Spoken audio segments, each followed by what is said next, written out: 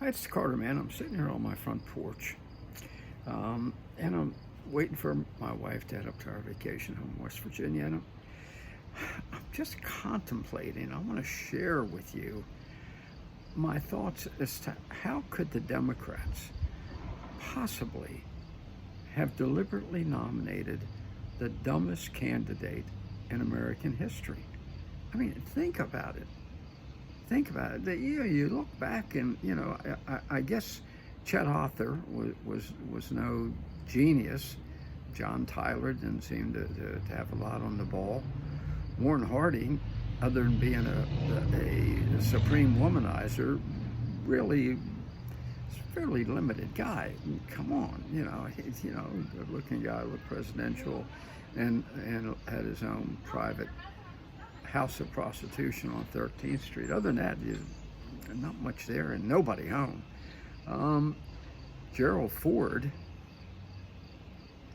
sorry, but Gerald Ford did say, by the way, something often attributed to Thomas Jefferson, which actually Ford did say, and that is any government big enough to give you everything you want is big enough to take everything you have. That's a great statement. Whoever wrote that for him did a wonderful job, and Ford, to his credit, delivered it well. But all of those look like genii in comparison to Kamala Harris. For God's sake, this woman cannot complete a sentence. She cannot answer a direct question. She stutters when she even recites her pre-programmed nonsense responses to questions she's asked.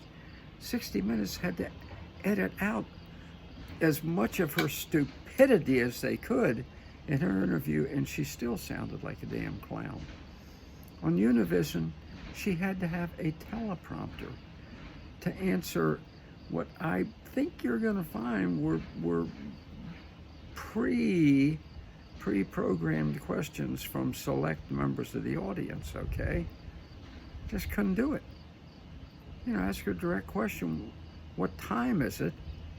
And she goes into an explanation of how much she loves watches. I mean, there is nobody home. And again, I'm talking about how could the Democrats have nominated this numbskull? Every time you watch her, you wonder if she's waiting on the short bus. I mean, it's that bad with this woman. The Democrats didn't notice that she had never accomplished anything in her life. I mean, okay. She blew past the other candidates, so to speak, to get to be district attorney in San Francisco. But then locked up the wrong people and then kept them in jail for slave labor after they served out their term. This woman's a moron. And the Democrats nominated her for president. And I'll tell you why I think they did it. I think they intended to, once again, as they did in 2020, have the big cheat. Now, I know that Merrick Garland has warned that I can go to jail for saying that. And they've tried to lock up people all over the country just for questioning the 2020 election. That's election interference. No, it's not. It's called democracy. It's called freedom of speech. But I think they thought they were going to just replicate the big cheat in 2020 as they did in 2024 as they did in 2020, and pull her into office, install her as they did Toxic Joe, brain dead Biden. Okay? I don't think they had any idea how badly this woman was going to self-destruct, especially after they had already talked to the lickspittle media to carry their water. Caitlin Collins, that's her Republican conservative look, and all the other, the hate vipers, as I call them, on the network news now. And here's how you're going to build up Kamala. You're going to make her look like kind of a cross between Mother Teresa, Joan of Arc, and Marilyn Von Santa, I think, or whatever her name is, the smartest, highest IQ woman in the world. And that's what they set out to do. And Kamala B.J. Harris torpedoed that. I mean, that brings that's kind of a new kind of stupid.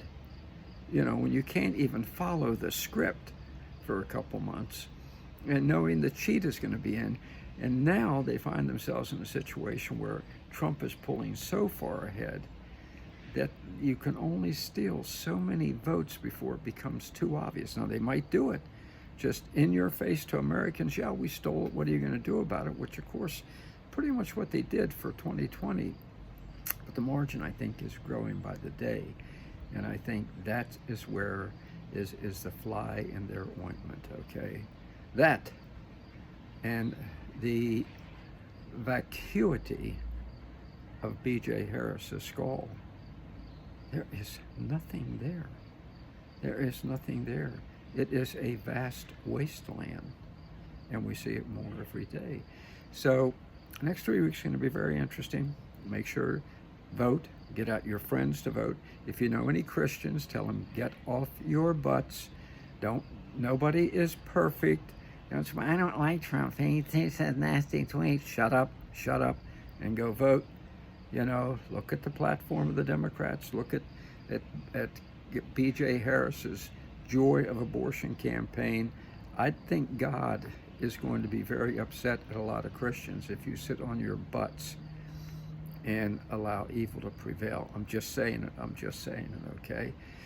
So your choice is between a guy who has his faults, we all do, but was once a great president and will be again, or a vacuous woman with an evil agenda. To me, it's pretty simple. So let's get out there and do this thing. Stay strong.